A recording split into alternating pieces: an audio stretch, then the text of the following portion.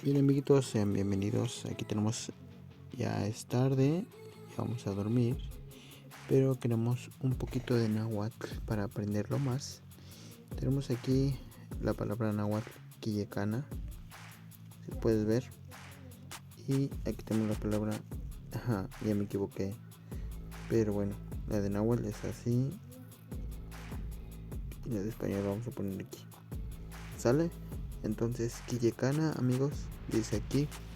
Quillecana es alguien que los dirige. Dirigir o ser un líder. Quillecana es alguien que los dirige.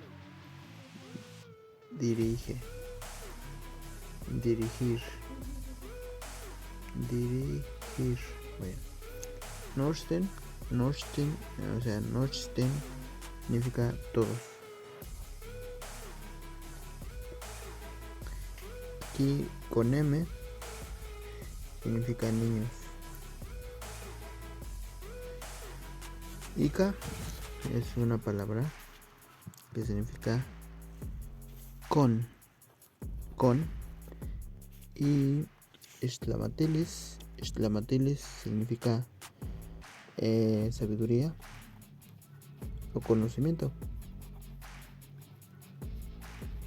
o algo como algo inteligente, inteligencia.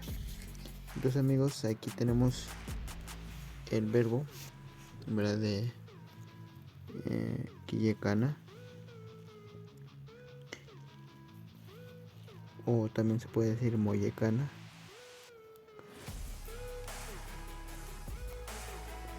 Y aquí el verbo viene aquí, como dice aquí, Norsten. También se puede decir nochi. Nochi es todo, pero Norsten es todos. Esto aquí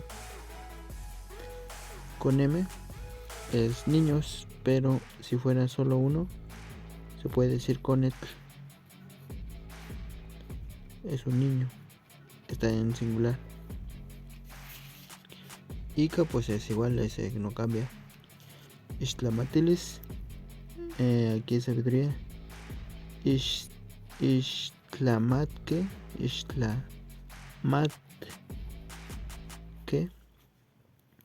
es alguien sabio.